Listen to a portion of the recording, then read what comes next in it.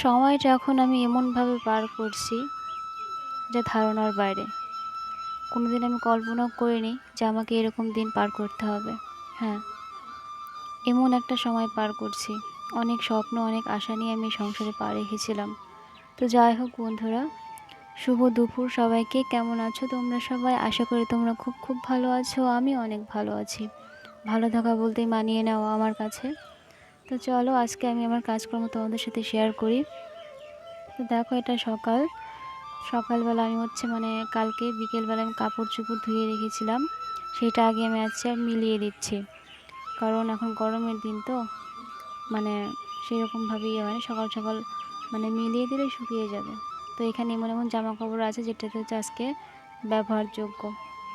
তো আমি কেন বললাম যে আমি এখন এরকম সময় পার করছি, কারণ দেখো, আজ মেয়েটার অসুখ, স্বামী আজ বাইরে থাকে। তারপরে সমাজের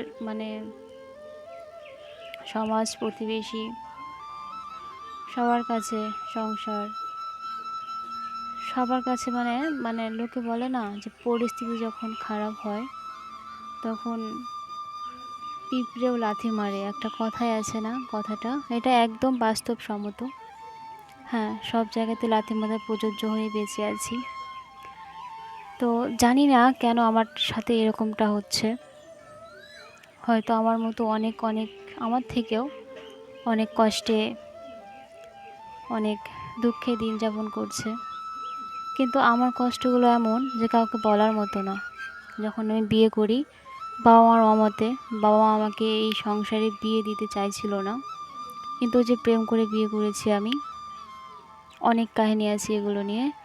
তো প্রেম করে বাবা মার মত নিয়েই লাস্টে জোর জবরদস্তি করে বিয়েটা হয় আমাদের। কিন্তু কখনো ভাবিনি যে আমার দিনগুলো এতটা এতটা কষ্টে কাটাতে হবে। বিয়ের পর পড়াশোনা করলাম, অনেক স্বপ্ন, বরাবর রেজাল্ট ভালো। আজ নিজের স্বপ্ন সব বৃথা। ব্যর্থতা কাকে বলে একেই মনে হয় বলে। কত কষ্ট করে গ্র্যাজুয়েশনটা করলাম, যদিও বা ফাইনাল ইয়ারটা আমি কমপ্লিট করতে পারিনি। মেয়ের অসুখ নিয়ে তো আমি নরক যন্ত্রণা ভোগ করেছি। কাউকে পাইনি পাশে আমি। তো যাই হোক, সেই দিনগুলোর কথা মনে পড়লে অনেকটাই কষ্ট হয়। আমার জীবনটা ধরতে গেলে আমার শুধু ব্যর্থ ব্যর্থ দিয়েই গড়া। সত্যি আমি কোনো দিন ভাবিনি যে আমার জীবনে এরকম দিন দেখতে হবে। আজ একটা মানে কিছু নিতে গেলে ভাবতে হয়, একটা কিছু করতে গেলে ভাবতে হয়, সবাই তো ভাবে। কিন্তু আমি তো এখন দেখি যে মুখোশ পরে ঘুরে বেড়াই আমি সবার সামনে। আজ বাড়ি থেকে চলে যাওয়ার হুমকি, নামিয়ে দেওয়ার হুমকি।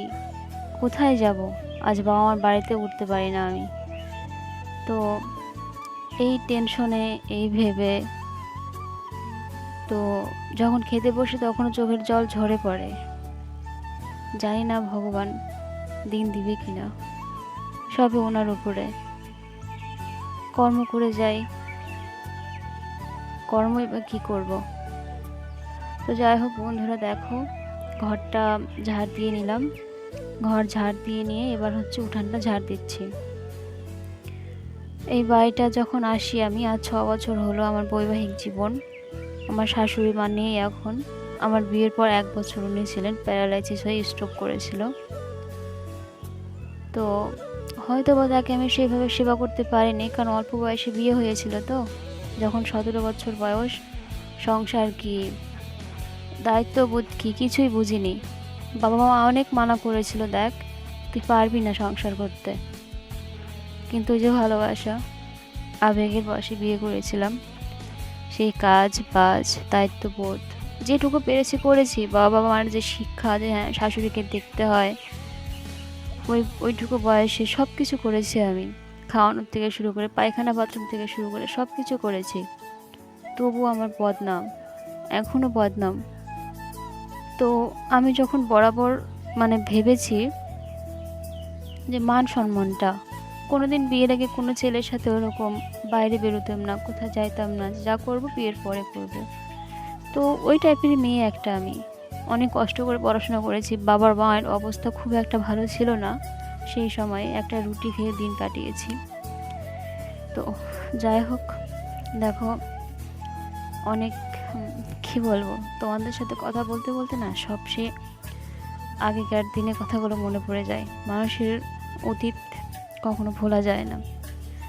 দেখো, আমি কয়েকটা জবা গাছ লাগিয়েছি, সেগুলো দেখালাম। তারপর দেখো যে শশা গাছ সব আমার হাতে লাগানো। আমার কারণ গাছ কাটতে খুব ভালো লাগে। তো ওদিকে উঠান ঘর ঝাড় দিয়ে নিলাম, কয়েকটা জবা গাছের ডাল লাগিয়েছি, পুজো করতে লাগে। তারপর তাকে যে একটা এত বড় একটা গাছে মাত্র একটা লেবু ধরেছে।